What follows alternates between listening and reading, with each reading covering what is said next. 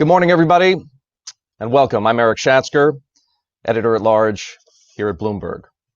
I have a focus on Wall Street and global investing, and on behalf of Bloomberg, I'm delighted you could join us this morning for the very first in our series of Invest Talks, what surely will be an insightful conversation with Ray Dalio of Bridgewater Associates. Before we get started, a few housekeeping items. It's normal for these kinds of things, although we too are experimenting with virtual conversations. If you experience any issues with your audio or video during our broadcast, just refresh your browser and that should take care of everything. You're going to be able to submit some questions, and I encourage you to engage. We'll be fielding these questions throughout the interview, and while I won't be able to get to all of you, I most certainly will do my best. To submit a question, please type it into the Q&A box below the slide window and then click the submit button. One additional thing, when you do submit a question, please also include your geographic location, whether it's New York, London, Singapore, Dallas, it doesn't matter. Just throw it in there. I'm not going to name you, but I'd love to know where you're watching from. I'm also going to be polling you a few times over the course of this event. You're going to see the polling questions pop up on your screen as we're talking. Please take a moment to register your responses. We are, of course, on Twitter at #BloombergInvest, so please do engage with us there as well. With that, let's welcome Ray Dalio, everybody. He is the founder of Bridgewater Associates.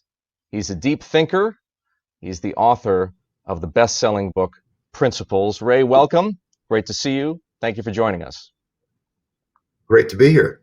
Thank you for having me. We're going to kick things off with one of those polls that I mentioned. Ray, this is a question for our audience, not for you. And here it is, everybody. When do you expect normal, and I'm saying normal in quotation marks, normal business conditions to return in your industry? As you can see here, we've got four responses: third quarter of 2020, fourth quarter of 2020, sometime in 2021, and the latter is later than anybody thinks. So please register those responses, and we'll see when we've heard from enough of you what it all looks like. Ray, I think that's a convenient segue into our conversation, and I'd like to begin by asking you this question, or at least asking this of you.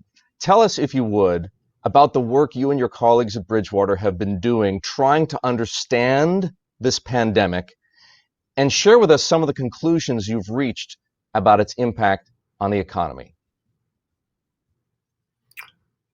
Well, I think you know that I believe basically almost everything has happened before. You know, one of the great things about getting old and reading history is you see these things happen over and over again. So this is an economic downturn. It's caused by the pandemic. And, you know, we can even go study pandemics and what they're looking like, which we've now done. We wish we had done that before, but so there's this economic downturn. And the way it works is basically that everybody has a certain amount of income. Every individual, every company, every country has a certain amount of income, a certain amount of expenses, and a certain amount of savings, balance sheet. And so this has been a hit financially to income. And it's been a hit to balance sheets, assets. And then so think of those as holes. There's been a hole in income and a hole in balance sheets. And then there's the capacity of central banks and governments to fill in those holes. So there's a financial world.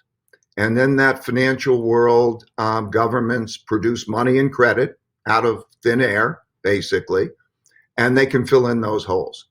And so this is a moment which is very analogous to announcements that have happened in the past. March 5th, I think it was, that President Roosevelt announced that there would be the printing of money and credit, and there would be a severing of the relationship with gold at the time so that they could print money and credit and create credit and to fill in those holes. And that was the exact bottom of the economy. In 1933, March of 1933, the exact bottom of the markets, the exact bottom of the economy. Similar things have happened throughout history.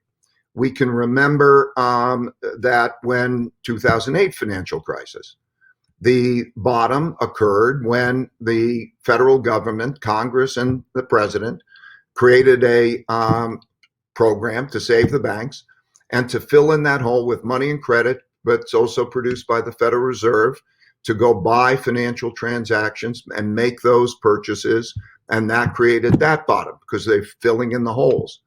And you could take that when Mario Draghi said he'll do whatever he takes, and then the European Central Bank produced money and credit and filled in the holes. And so the issue is really at those moments, there are the filling in the holes. And so there are two dimensions to that. You can't raise production. You can't raise real wealth by producing money and credit. You could just fill in the debt holes and that process. So we're now in a process of those holes being filled in, and it's very important to look at what holes exist and what they'll be filled in with. And what I mean by that is Americans have holes in different ways. Different Americans will have it. And what will be produced? We're very lucky because we have the world's central bank. So think about it this way: 70% of the world's transactions and savings and most everything is in dollars. And so they buy, they sell, and they save mostly in dollars. And because the Federal Reserve produces that money and credit, it will target it at Americans, and they'll work out exactly what holes will fill in and so on. But we're, in a sense, the world's money, the world's credit is that which is produced by our central bank. But that money and credit really won't go much farther beyond those Americans. And we'll need to talk about what that means for Americans. But it won't go much farther. And then there's a European central bank, which is not nearly as powerful. So there's all of that going on. I'm probably going on too long, but it's filling in the holes. I was just going to say, before we get into deeper into those holes and deeper into the programs that the Federal Reserve and the government have undertaken to try to fill them in, can you give us a sense, Ray, of two things? First of all, how big is the hole? And how big a hole are we talking about? How long is that hole going to last? Just to give you an idea of what the audience thinks, our viewers don't think they're going to be back, that their businesses are going to be back to normal conditions until sometime in 2021, which is probably about a year from now. So give us a sense of how long you think it's going to take and how big a hole we're going to have to fill. Well, the holes to incomes in the United States, we estimate somewhere in the vicinity of $5 trillion, and the holes in the world economy is probably somewhere in the vicinity of $20 trillion. And we look at particularly who has what holes, and then how they'll be filled. So the economy as a result of this, so the real economy, which is goods, services, production, and all of that, in the world over the next year, will probably have a fall of maybe 4 or 5%, which is a bigger fall. This is a bigger event than the 2008 financial crisis, and it's most comparable to the 1930 to 45 period of time in terms of, the size of the hole, the unemployment rates, and those types of impact. And then we'll adapt. One of the great things about the greatest force is in humanity and the greatest force in productivity is the capacity of humans to adapt and change the way they're doing things. And we're doing that right now. And so I'm pretty confident that the inventiveness, the adaptation will bring us to a new way of operating. And let's say if you take that decline, that'll be a peak to trough decline of somewhere in that magnitude, that will get past that, but it'll be a total new world order. The world won't resemble the world that we're used to. It's going to change in various ways. So it's a big hole. It's not a unsustainable hole because the capacity of producing money and credit is unlimited. It means that we have to look at what is the value of money and credit. Okay, that new world. What is the value of money and credit? What is a storehold of wealth? Okay, you just can't produce it without it having its effect on its value. And so while we talk about production, we'll adapt and we'll get past it. But how wealth will change will be very, very big and different. I'm going to come back to that in just a moment. And I keep saying I'm going to come back to the things you're mentioning, but I promise I will, Ray. In your opinion, is what we've seen thus far in the way of fiscal stimulus from the federal government and monetary stimulus from the Federal Reserve appropriate? Are both of those organs of the U.S. government, if you will, doing what they should be doing? And if they're not doing quite enough yet, what else should they be doing? Yes, in my reaction, there's no choice. It's like in the 2008 financial crisis, you're faced with a choice. Do you want those banks to exist in the future, or do you want to get rid of those banks? And they may have gone broke, and they may not have had enough savings, and they may have done even things that they should bear the consequences of. But you want to save the banks. And so this is a crisis that's similar, except it goes way beyond the banks. So when you start to think, who do you want to save? You have to think about, do you provide them with income, and how much do you deal with their balance sheet? And if you don't do that, the consequences are enormous. So the reaction needed to be of the sort. We have to think about the consequences, though, of producing all that money and credit. Where does it come from, and what does it mean? We'll turn to that in a minute. But it's just like the Great Depression. You needed to do that, and you will need to do more. And we will argue over what we should do and who gets what. And that'll be our big discussion. But yes, there has to be more money and credit, and you have to operate in a way where you save important things, and that you only impose a certain amount of suffering on people that they can bear. Otherwise, you'll have a revolution, and you won't have productivity. Ray, can we talk about some of those consequences? I think that's a critical part of this conversation. When you say the word consequences, are you thinking about economic consequences like inflation, for example, a product perhaps of all the liquidity that's being generated by the government? Are you thinking about the impact that it has on the treasury bond market? Are you thinking about the impact that it has maybe on the foreign exchange market? Are you thinking about those things? Or are you thinking more broadly? Tell me. Of course, it's my responsibility to think about all of those things.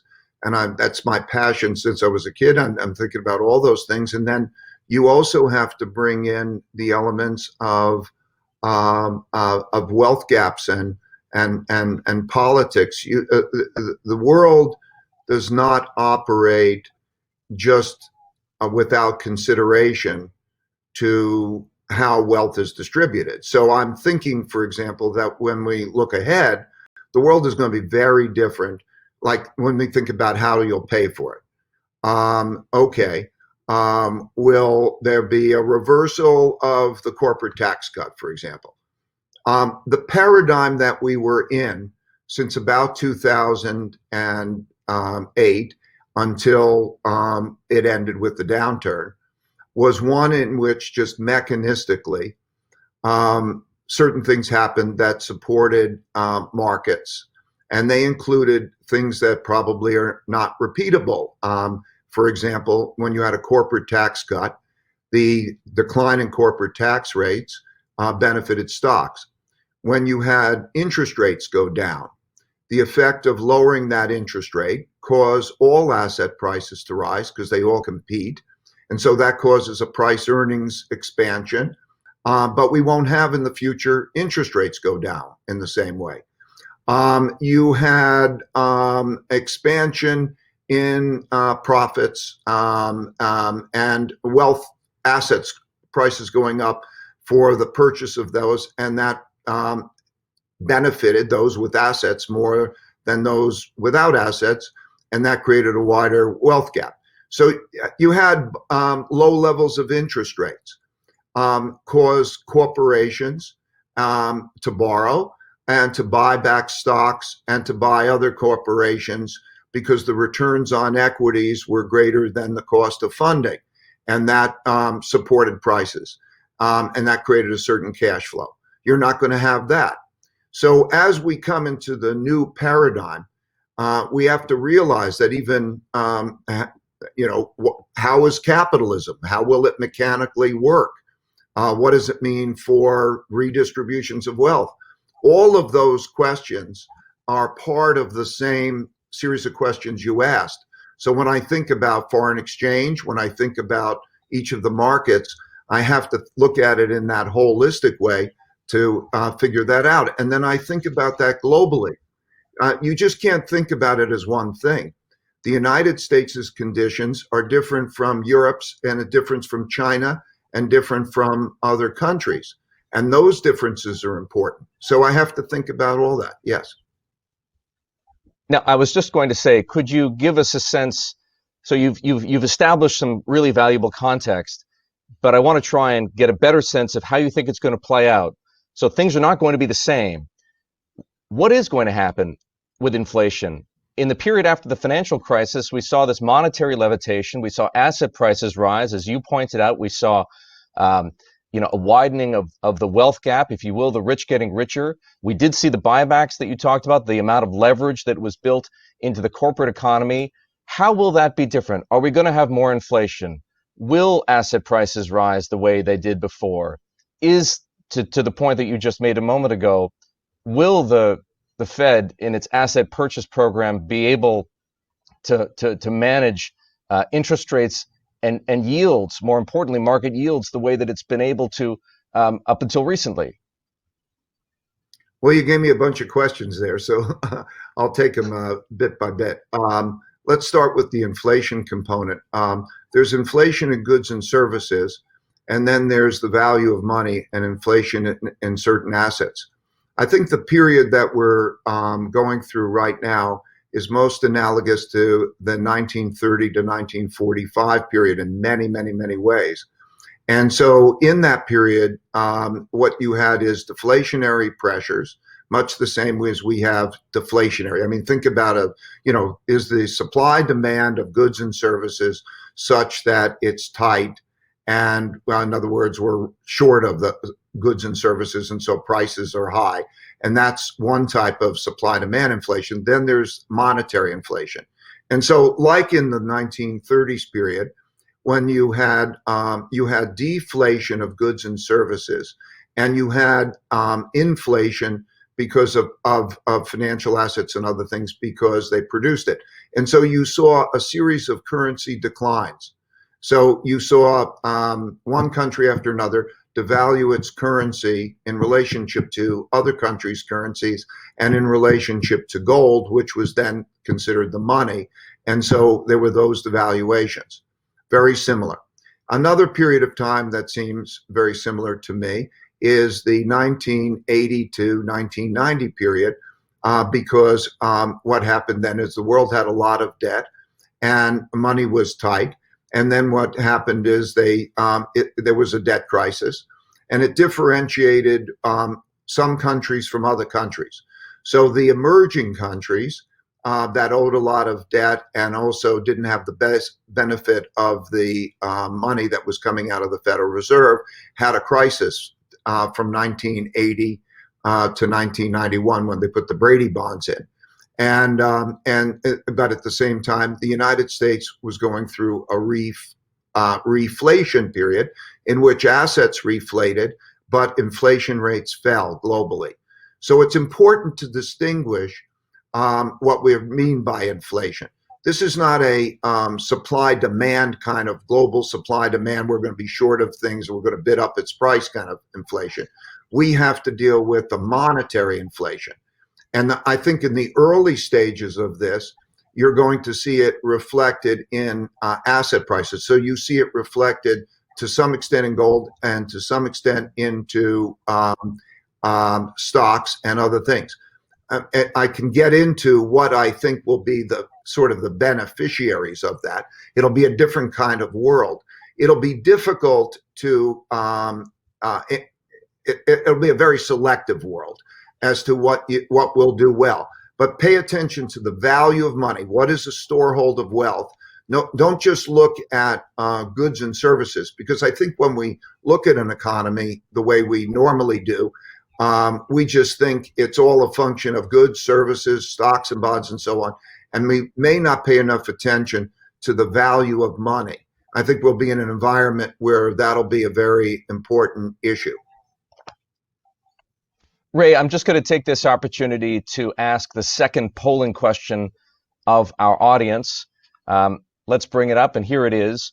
What quarter will the U.S. economy return to positive growth? Will it be the third quarter of 2020, the fourth quarter of 2020, sometime in 2021, or once again later than anybody thinks? I'm going to give the audience time to think about that for a moment and to register their responses. Ray, I'm going to take this opportunity as well to weave in a question from our live audience.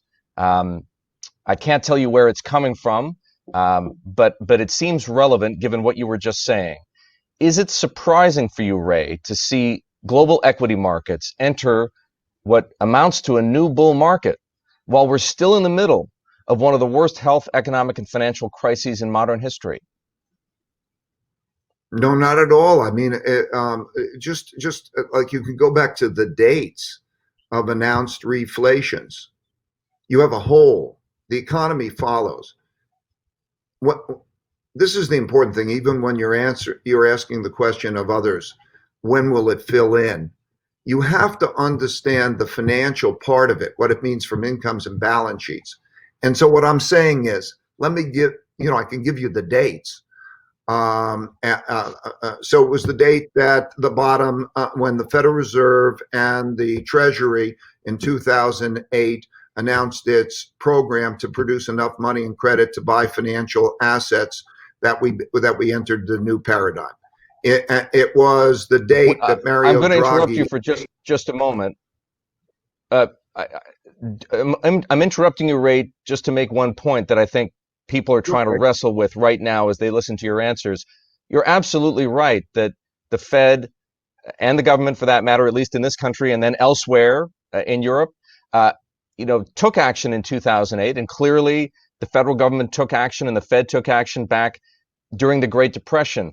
But there's often a lag between the moment they fire the bazooka and the moment that we, so to speak, hit bottom.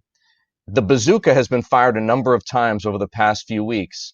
We don't know whether we've seen the bottom, whether it's the economic bottom, probably not yet, or the financial market bottom. How do you think about that?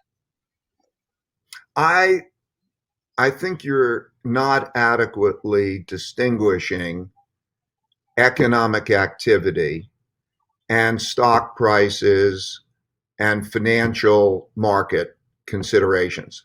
I learned this early in life. It was so funny when I was a kid. I was, invested as a kid, and I would see the economy get stronger and stronger and stronger, and I would see the markets go down, down, down. And then I would see the economy get weaker and weaker and weaker, and then I would see them go up, up, up, based on what the amount of money and credit is. So it goes, when it gets stronger and stronger, and let's say money becomes tighter and tighter, and central banks become tighter and tighter, that has an effect on the present value of all cash flows and so on, and that's more important. And so the real economy lags the financial economy. So if we're looking at that, we first have to start off with the financial economy, and then we have to say, where does the money and credit flow? And you have to follow those flows, down at a detail level. So then that's what we try to do. Okay, so money and credit is going to buy they'll buy, what are they buying? Okay, they will buy first investment grade. Starts with Treasury. Then they buy investment grade. Then they buy junk bonds. Okay, what is their objective? Who is going to get the money and credit? What will that mean for the cost of funds? And then you have to follow that money and credit through. I think, just to answer your question, I'm saying it's a money and credit question. At the same time, I can't tell you how much this. I can give you my thoughts about what will happen in terms of it passing through. If I get down to the granular, I think that what will happen is it'll be a big shift in wealth. It'll be a big shift in where things go. And, so when I look at that, I think it's a mistake to look at the economy as a whole. Like, everybody's saying the economy as a whole. There's this economy and it goes up and down based on what they do. But it's not going to be like that. It's going to be more like this, that they're going to change the nature of that mix in a very important way. And that mix is going to change. So while we see, let's say, a 3 or 4 or 5% decline, and then we think about what are our impediments to bring economic activity up, we'll get past those impediments and we'll bring economic activity up, okay? But the balance sheet damage, the income damage, and who is going to get what in that new economy are the most important things. So the flow of Ray, money, let me give you an example. The 1971 move by President Nixon, okay, to devalue the dollar and print money, did not help the stock market much. Stock market did not perform well. No. Gold, a lot went into gold. A lot went into inflation hedge assets. It created an era that move in August 15th, 1971 created the 70s, okay? And because of the way that money flowed. So when you ask of stocks, I can't tell you how much stocks, I can't tell you what other assets. As we're working that through, I have my theories and I can tell you.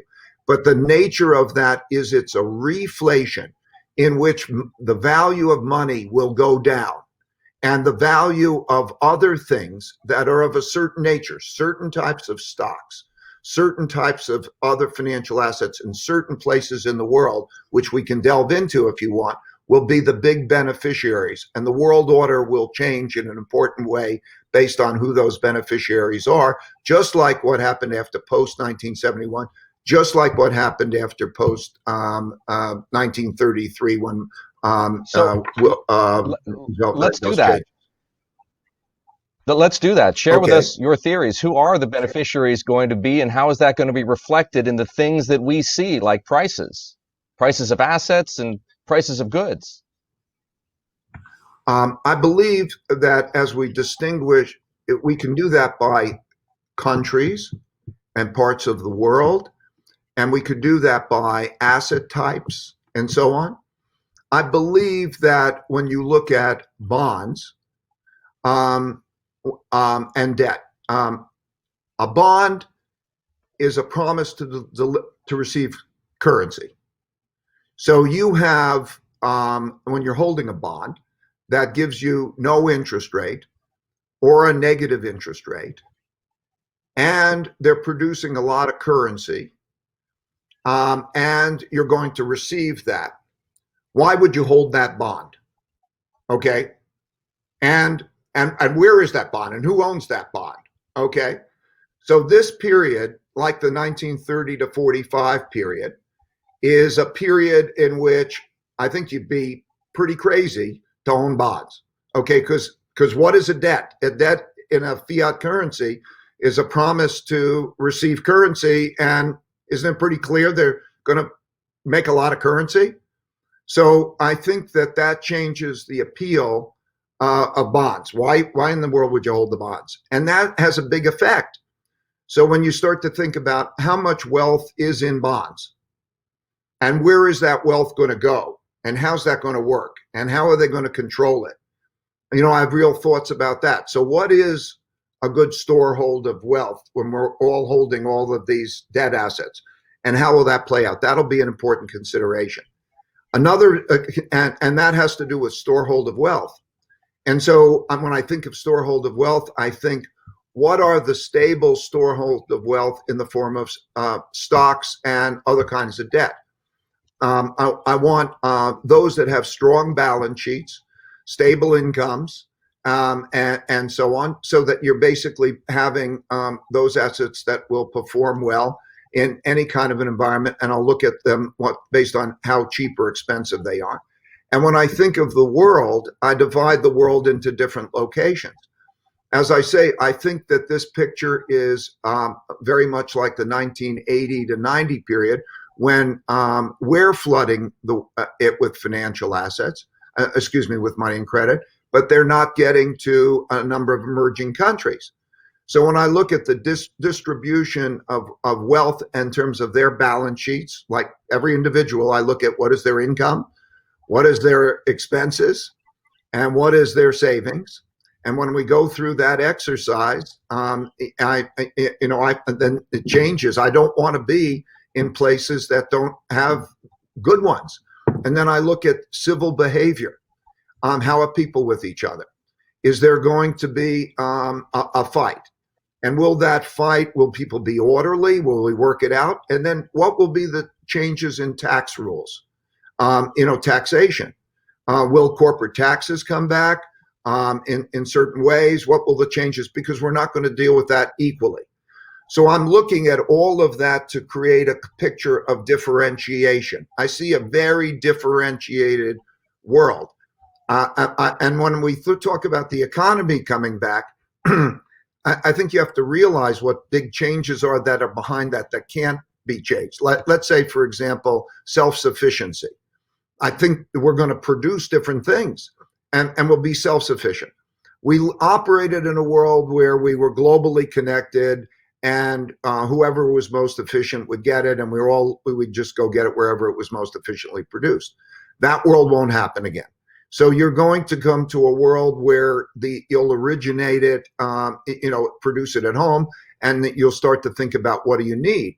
And I imagine that we're going to be rebuilding our basics, healthcare systems. How much savings are we going to put into rebuilding some of those basics, like basics of hospital? What's our storage for the next time we have the next epidemic?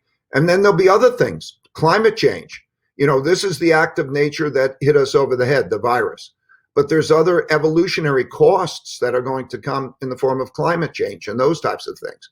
All of those things are important to imagine in imagining the new world order, I think. So you and I have talked in the past, Ray, about your concerns over populism, your concerns about inequality, your concerns about capitalism and some of the flaws that you had observed or believed existed in the system that we still have. And now you've raised the question as to whether there's going to be a fight over wealth. Is there going to be a fight over wealth? Let's just talk about it in terms of this country. What is going to happen in that sense? Is there going to be a battle over tax rates and redistribution? Give me a sense of what you have been thinking and what you anticipate. Well, again, I'm just a mechanic who tries to be a practical guy. And so when I answer these questions, I don't answer them ideologically. I'm just trying to answer them mechanistically. So as far as what I believe and what I've written, I wrote a piece which how and why capitalism needs to be reformed. And I'm a capitalist. So sometimes you get thrown in as just a generalization. Before this, it struck me that if we have a downturn and we don't have much of an effective monetary policy, we're a particularly risky position, and it's fundamentally not good that we don't have that we have such a problem in terms of the outcomes. It mechanistically, for history, when you have people who share a budget or share wealth, and you have a large wealth gap. And so when you have a large wealth gap and there's an economic downturn, there's a high risk over fighting over wealth. I mean, that's just history. We see it happen over and over again. So most probably there's a question of whether we'll do that well or whether we won't do that well. And I can give historical examples of doing it well and not doing it well, but mostly it's a risky thing that people don't do well. And then in addition, it struck me that the system is not producing the desired outcomes in totality. Because what is the desired outcome? When I was growing up, we created a new world order in 1945. 1945, end of World War. 1945, we created a new dollar-based monetary system. 1945, we began a new world order. And we had the United Nations in New York, and we had the World Bank and the IMF in Washington because it was the American enterprise. And then we had 80% of the world's gold, and we began a process. Now we're heavily in debt, and we are at those kinds of limits. And so how are we going to restructure that world order? So when I look at it, I think in terms of your answer, it depends very much on how we are together. And will we bring the country together? Like the togetherness and being behind a common mission. And what is that common mission?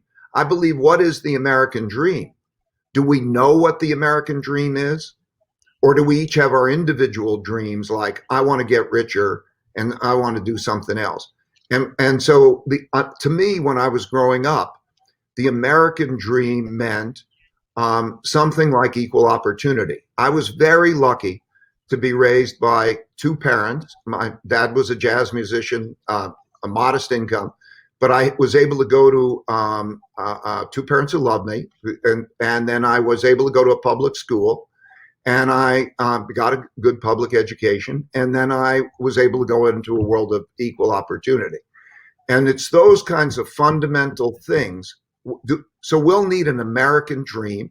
We'll need to do it together, and we need to do it harmoniously with those who are competitors in the world, like China, if we're going to do this well. And so I think we're at a juncture of deciding, we're in a fork in the road that you will find out fairly quickly in the next year or two about whether we're going to do this in a harmonious, bipartisan way that we can get through our disagreement or not. And everything depends on that. There's enough wealth in the world and enough opportunity, and still the inventiveness. So what we have to do, it's an engineering exercise. What we have to do is engineer intelligently how to increase the size of the pie. So productivity increases and you increase the size of the pie, and then also divide it well. So we have not only divide the wealth well, but divide the productivity opportunities well. So like investing in education is a great thing. But in any case, yes, how we are going to be with each other when we're creating this new world order is going to be the most important thing. Ray, I'd like to turn our attention to some of the questions from the audience. Many of them are very similar, which gives you a very clear sense that there are a number of specific things on the minds of people who are out there, and more importantly, the people who are listening to you right now. And I'm going to try and summarize these questions because a number of them dance around the same issue. Some critics say that this is specifically about the Fed programs, Ray. Some critics say it's wrong for the Fed to be in the market buying corporate bonds, buying investment grade bonds and buying junk bonds, as opposed to what they used to do, which was treasuries and agencies, because it's picking winners and losers in the real economy. What do you think? I think everything is a matter of weighing the pros and the cons. And what happens over a long period of time is that whoever steps into the job inherits that which happened before them. And then they deal with that thing in the best possible way. And over a long period of time, that's bad. Because let's say a government official, you become a governor of a state, and what happens is there's an incentive to spend money and borrow money, because at that time, if you borrow money and spend money, people look at how much you're spending, and you can produce a a prosperity on borrowed money, and then you leave your term, and then the person next inherits what they have. And so when you're head of the Federal Reserve and you step into the existing job, you have an overly indebted economy that and you have a situation where if you just bought government bonds in the traditional way, which it is in of itself a problem in a sense, and you just bought that, then you have to allow the other parts of the economy to go broke. And then when thinking about that, you have to then say, what do you do with that? And you have to do it quick, and you have to do it imprecisely. And so the choice that you face is that those companies which were investment grade, all of a sudden, because of the deteriorations in their incomes and their balance sheets, have become junk. And so all of them, a lot of, good quality at one level, considered good quality, becomes junk. And so do you say, oh, I'm not going to provide that money to those? It's just a choice. You have that choice. Okay. And you have to think about the consequences of the choice. So yes, it's correct that history has shown that central banks have bought stocks. Central banks have done anything. They will do practically anything and buy practically anything in order to save the system. So you ask what's systemically important, and they'll probably buy it. And therefore you won't have a regular market. And then you as an investor get to make the choice of what do you own. You have that freedom. So what do you own? What are you going to own? You have that freedom. Ray, here's a question for you about the way you think about the company you founded, because it's a question that pretty much everybody who has any business anywhere in the world is thinking about. I want to know how you're wrestling with the debate over reopening the economy. How will you decide when employees come back to Bridgewater? And what impact is working from home having on a culture like yours, right? A unique company culture, a culture of radical transparency. How are you wrestling with those questions, and how do you think it'll look in the months and even years ahead? Well, we've been, I don't know, lucky or whatever it is. What we've done years and years ago was to assume that for one reason or another, it could be a hurricane knocks everything out, or it could be any reason, that we would have to be able to operate digitally and so on. And we've done that. We've operated this way and made it in our normal practices to be able to operate this way. And so when there was the beginning of the virus, I mean, it pretty much, we knew what it would look like. We studied it in the past because it happening in China then also gave us a good sense, and we studied what it was like. And then, so we quickly went operating in this way. And it's some differences in it, but the way we're operating is fine. It's good. And like human evolution, it's all a matter of knowing how to adapt. And there'll be new inventions, and humanity, it'll be, Zoom is very popular, and now online education will be very popular, and it'll prove, and I'm sure man will adapt. And so when we look about, let's say, the coming back, we're going to deal with the health case very seriously. There's a lot of silent transmission, and we're going to be very conservative in terms of how we're coming back, because this way of operating works fine. And so we'll be conservative in when we're coming back. And we also believe that, studying pandemics, these come in waves. So, this is not like just one wave, like it's going to be gone.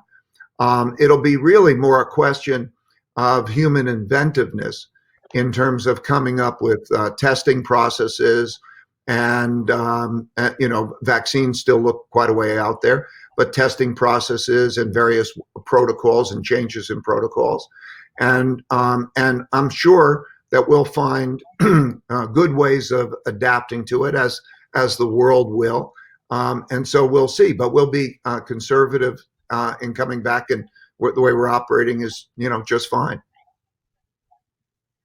Ray, with that, I want to thank you very much for joining us today. Ladies and gentlemen, Ray Dalio, and thank you to our audience for tuning in. This is the first in a series we call Invest Talks. Delighted to have Ray as our first guest. Folks, we'd also love to have your feedback about this event. An exit survey is going to appear on your screen shortly. You can also find a replay of this conversation with Ray Dalio by following the very same registration link you started with today. Stay tuned for more interviews in this Invest Talk series. You can follow us at Bloomberg Live on Twitter and LinkedIn for updates. Please also be sure to follow our ongoing financial and markets coverage on Twitter. At Business is Bloomberg's handle, and of course on Bloomberg.com. If you haven't already done so, please consider subscribing to Bloomberg at Bloomberg.com/subscriptions. I'm Erik Schatzker here in New York. I want to thank you all very much for joining us today.